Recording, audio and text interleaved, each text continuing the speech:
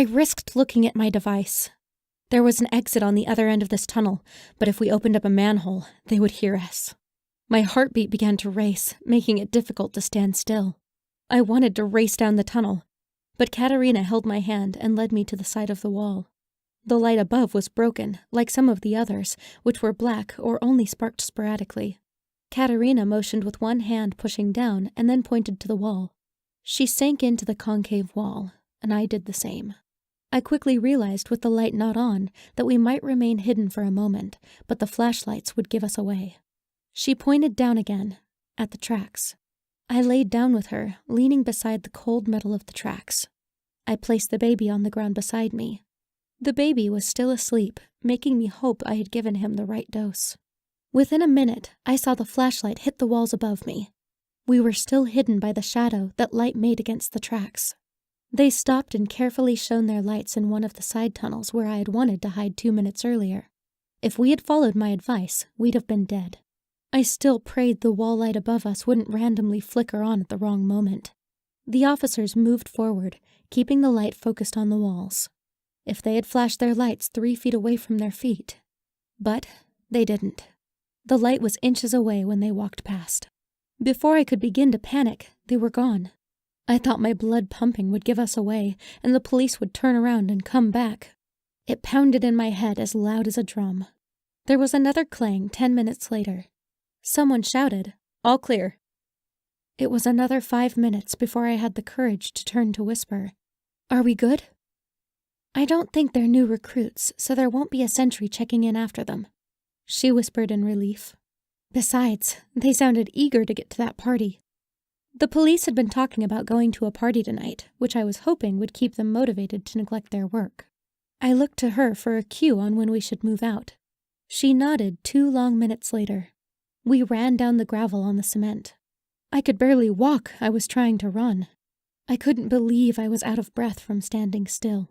My shoulders craned back as I heard something. Someone had yelled clear. They were gone. It was the second time they had checked the tunnel for the day. But before I could celebrate our success, dread hit me like the thunderous footsteps that were now hitting the ground, heading for us. A look of horror glazed over Katerina's eyes just as the light turned the corner down the tunnel.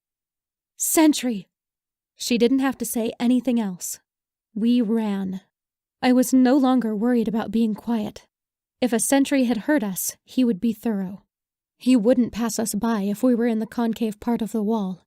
I held the infant as still as I could, but felt horribly afraid he would wake up. Before I knew what was going on, we had passed a ladder. I stopped, but Katerina shook her head. She pointed forward, then turned suddenly. I realized why as we entered the side tunnel. His light would have seen the figures climbing the ladder. At least now we were out of view. Unless he had seen us turn. My hair was sticking to the back of my head from the sweat. My breathing was labored, and I tried to keep my arms as still as possible. The sentry's footsteps seemed louder, hitting a few puddles we had passed just a minute earlier. We made another turn. Before I could catch up to Katerina, she was 1 rung up a ladder, swinging around it, grasping the old metal and wrenching upwards on the plate, pulling herself out onto the alley. I whispered, "Go!" from the bottom when she had reached the top. I was halfway up the ladder when the light hit me. There was a yell. "Freeze!" I did. I don't know why. I probably just could have kept going. I was dead anyhow. He must have seen us cut to the left. The flashlight came closer. Whoever was behind it kept talking, telling me not to move. I didn't listen. I didn't care. At least Katerina had gotten out. She would live. But the soul in my arms, protected by both me and her, would die. He stirred, his eyes barely open. His arm twitched and then fell beside him as he closed his eyes again, perfectly content and peaceful. This baby had been fighting death his whole life, and he was about to lose. My anger drowned in the despair flooding in, feeling a desperate need to run and keep going. The inevitable wound that would bleed the life out of me paralyzed me. I grasped tighter on the cold metal rung of the ladder. It was a long second I had to ponder the end of my life. Thinking of the people who would cry, who would feel responsible, who would think training me was a waste. My family, my friends, Ava, Megan, Colin. Colin. My heart ached. The horrible rhythm began, but it was all about him. I was never going to see his face again, tell him stories as he fell asleep, or tell him the truth about how I felt. Instead, I could only imagine the agony of his guilt. And instead of attacking or fighting the sentry, I only wished he could see the world I saw. But he couldn't. He was blind. I looked up from the baby to stare at him, with the intensity of everything I felt for the baby in my arms to live. This was the goal of the last minute of my life. Not to save me, not to hate the sentry, just to keep the baby in my arms alive as long as possible. He stopped walking forward, only a yard away, the flashlight steady on me. It was next to the barrel of his gun pointed at my head. I didn't speak because I was clenching my teeth to stop any quivering. If I spoke, he'd know I was about to cry. He finally asked, "Who are you?" "I think you know," I answered quietly. I shifted. I bent down as if preparing for the shot. But it never came. Was he calling it in? Did I miss it? I looked back up at him, only to see his light slowly descending along with his weapon. As it did, the light reflected off the walls. For the first time, I saw his face from the shadows. His eyes were dark, deep-set, and intense, but not angry.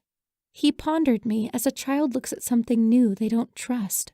His face was strong and beautifully shaped, like so many I had seen in the Republic. His dark hair was edging down just out of his eyes, which were still fixed on mine. He had slightly broad shoulders, but more of the build of a runner. My arm began to cramp while clutching the cold iron. I began to shake. He was supposed to be killing me. Or he was supposed to be putting me under arrest. Or at least verbally abusing me, or countless other nightmares I could have imagined. His inaction was making me more anxious. I opened my mouth, afraid the fear might choke me. I took a deep breath, feeling it hit my hand in broken spurts as I exhaled. He looked at me again intensely. His eyes closed for a second, and his head tilted forward a bit. It wasn't until then that I noticed the shudder in his breath. He opened his eyes, more resolute, and his arm reached up again. This was it. Maybe he had doubted whether he could kill the baby in my hands, or me. But the humanity trying to push through his stone heart had only made him hesitate. We were still dead. But he didn't extend his arm. Instead, he touched his ear.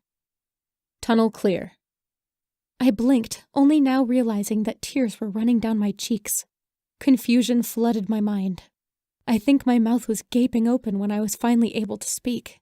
Why are you—" With a power and force that I had never heard, he said, "Keep going." My muscles were still frozen in the position I thought they would be when I died. I went to move them, and nothing happened. He whispered again, "I need you to keep going." Move! Move! My body was screaming instructions at my limbs, trying to remember how they moved, as if cheating death had made walking unnatural. One leg moves first, then the other. I only had one arm to climb. He turned to walk away from me. "Drill is over. Meet up at the center grate. Good for you that it was clear. Pack up for the day. Departure in 10. South grate." I kept moving and reached the top when I realized I had a dilemma. I was holding the baby and couldn't possibly lift both of us out onto the street. I wondered if Katerina was still there, or if she had heard his voice yelling "freeze" and made a run for it. I decided to use the small piece of metal right on the tip of the ladder.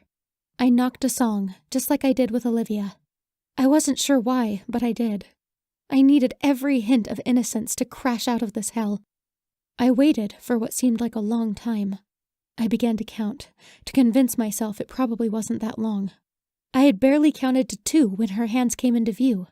I placed the infant in them, and then pulled myself up, keeping my eyes alert as I looked around. We were down an alley, and there was no one in sight. "What took you so long? Who was that? What happened?" Katerina asked rapidly. I can't believe you're all right." I was shocked that there weren't police swarming the alley. I was worried he would have changed his mind by now and come up the ladder to kill me himself. But as each moment passed with nothing happening, I found the answers to her questions harder to find. "I don't know. But then I don't even know if I'm all right. Chapter 23. Within 4 hours, we were at the border and in Zone 3. The rest of our journey was uneventful. It seemed quiet, even though the streets screamed with activity and movement. The sounds were muted by the shallowness that surrounded them. We had started in alleys that Katerina had memorized. Some other people came by, but we hid against the wall or in trash until they changed their outfits, threw up, or kept walking. The baby had gotten hungry only once. I was desperate for some rest. I knew while I was still in survival mode that I couldn't process what had happened in the subway tunnel. I took the time to review and remember details from our exit from the Republic that I would need to report at my debrief. We hadn't encountered one more person down alleys or as we passed through the abandoned financial district. We found a way through the first trees, cutting and reconnecting the fence with my toolkit. My movements weren't clumsy or forced like in training. I remembered Colin's words. "You're learning, so this is second nature. When it really counts, you'll have it down to an art." I hadn't believed him. I wanted to tell him he was right about everything. I wanted to rush home, run through the night, or call for an EE. But the instant we were in the forest, I was struck with the familiar sense of pine, and the feeling of dirt below my feet instead of concrete. My shoes sank into the pillow of earth as the forest floor cradled them. I felt the need to find a sanctuary there, looking at Katerina's tired eyes and knowing that she now felt lost in a world much bigger than she had ever known. We hiked a few miles to an R station. I pulled the kit from the underground compartment and made camp with the camo tent.